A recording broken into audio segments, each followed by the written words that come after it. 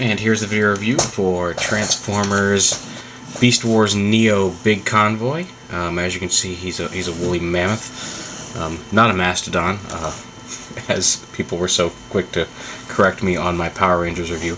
He is a woolly mammoth. Not a whole lot of posability. Here you'll see some buttons here that are going to be his launchers in robot mode. But he does have there's a little lever here that lets you make his trunk go up and down. And then there's also, for some reason, like if you pull his ears back, his tusks go up and down. I have no idea what that's about. I'm not sure if you just want to have him throw something together. I have no idea. But his tusks move if you want to, and he does have that pretty cool moving trunk. But other than that, not a whole lot of posability aside from his tail that goes up and down. So there you go. That's all there is to it. So to transform him, what you want to do is you want to lift up his butt flap here, and then crack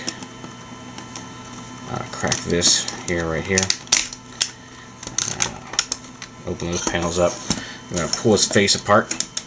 Give me your face, as Prime would say. And then you can go ahead and... This can stay attached. There's a little hinge here underneath that, that's attached to the back in robot mode, but it's really just easier to just pop that whole assembly off. And we'll set that to the side right now. Then you want to pull the legs out like this.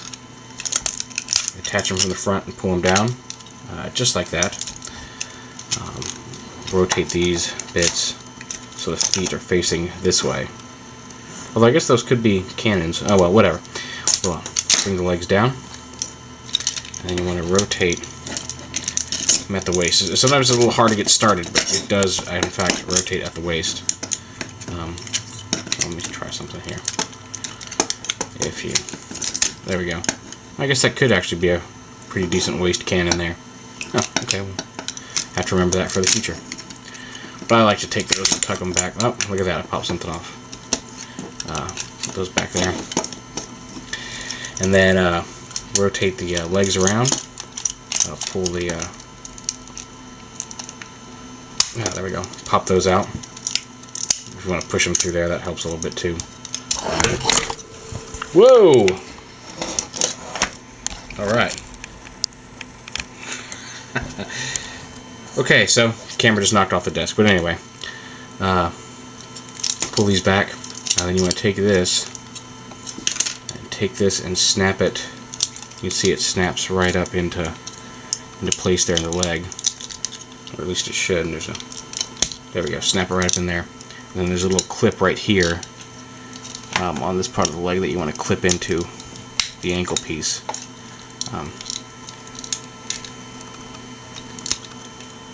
There we go. And once you have that all solid, you can just put the ankle back and flip that around. Just like that. And then do the same here. And I'll flip this up. I'll flip that around. Flip this up. And then take this.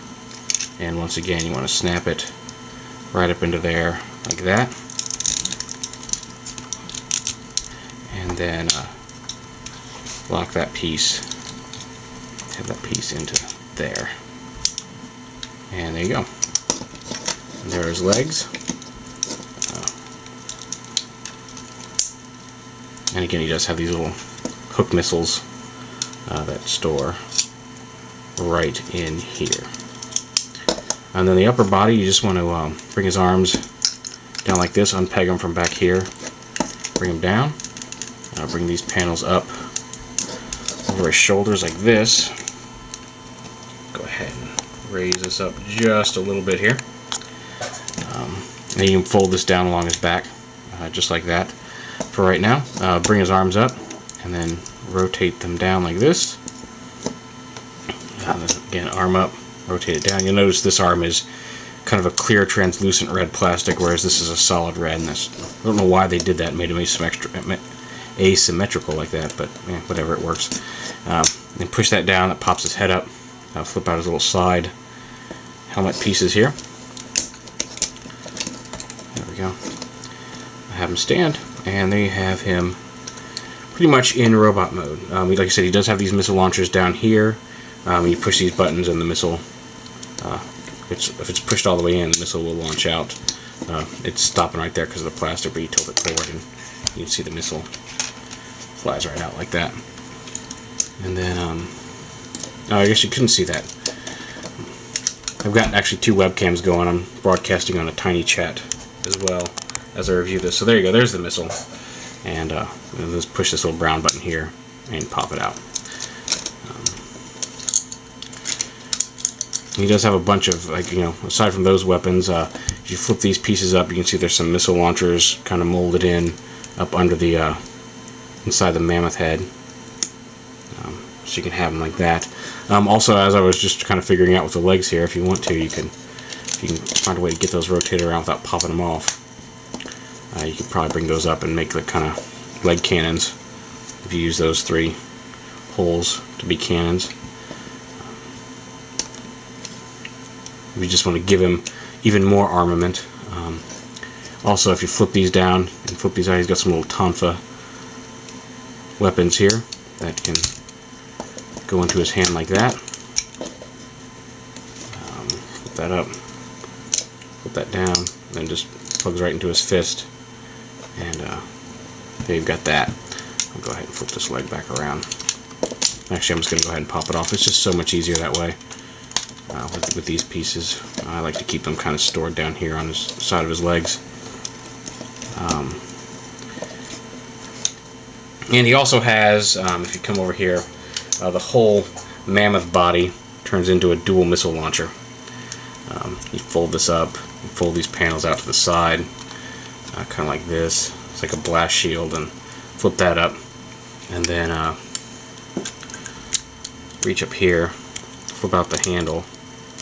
And you've pretty much got an elephant head with a gun attached to it. I mean, there's no hiding that. Maybe that's a power hose or something if you want to justify it like that. But then you can put the peg here in his hand, just like, well, it doesn't fold back on you. Just peg it in just like that. And he's got his giant missile launcher there, which is heavy. He does support himself fairly well holding it, which is something of a bonus. And then you turn this little knob and it fires the missiles. I'm not going to do it because it's wonky and doesn't really want to work, and then all the missiles like to shoot off. Sometimes they shoot really far and sometimes they just get stuck. So, but it will shoot, as you turn that, we'll shoot both those missiles in there.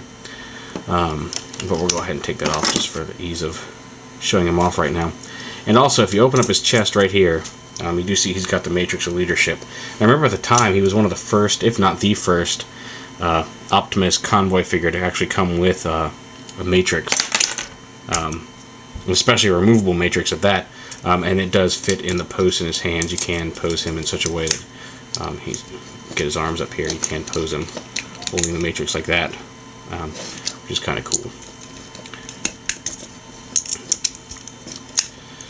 So like I said, he was Beast Wars Neo. It was the second Japanese-only Beast Wars series, following Beast Wars 2nd.